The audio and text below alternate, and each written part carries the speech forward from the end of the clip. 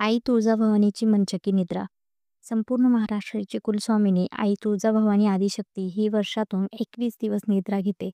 उरलेले 344 दिवस देवी प्रहर जागरूक असते.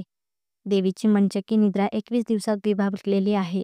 ह्या निद्रांचा उद्देश भक्तांना आशीर्वाद देणे आणि त्यांच्या भक्तीचा अनुभव वाढवणे आहे. निद्रांचे 3 वेगवेगळे प्रकार पडतात. त्यापैकी पहिला आहे घोर निद्रा. घोर निद्रा नवरात्रीच्या आधी घेतली जाते. देवी योगनिद्रेत असताना महिषासुराशी युद्ध करण्यासाठी तयारी करत होती. महिषासुराच्या अत्याचारांच्या वाढीमुळे ब्रह्मा, विष्णू आणि महेश यांनी देवीला जागे केले. जागे झाल्यावर देवीने घोर रूप प्रकट केले, ज्यामुळे या निद्रेला घोर निद्रा असे नाव मिळाले. ही निद्रा भाद्रपद वद्य अष्टमी ते भाद्रपद अमावस्या या काळात चांदीच्या मंचकावर असते. देवी भाद्रपद अमावस्येला पुन्हा सिंहासनावर आरूढ होते.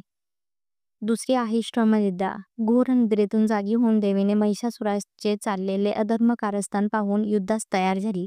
9 दिवस असुरांसोबत युद्ध केले. 9व्या दिवशी असुर शरण आला आणि देवीच्या चरणी स्थान मागून देवतांची माफी मागितली.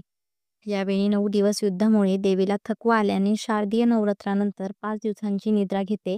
यालाच श्रमनिद्रा असे म्हणतात. या निद्रेसाठी तुळजाभवानीचे माहेर अहमदनगरवरून पलंग येतो. त्यावर आईसाहेब निद्रा घेतात. या निद्रेस मंचकी निद्रा म्हणतात.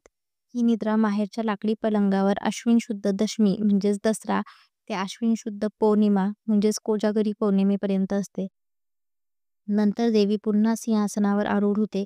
पलंगी म्हणजेच कोजागिरी पौर्णिमेला देवी पुन्हा सिंहासनावर येते व गेल्या वर्षीचा जुना पलंग होमामध्ये टाकला जातो.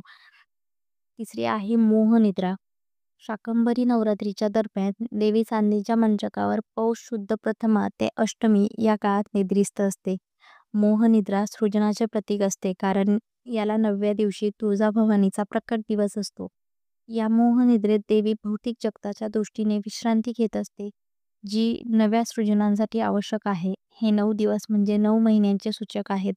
जसे 9 महिन्यांनी सृजन होते तसाच हा कालावधी असतो. धन्यवाद.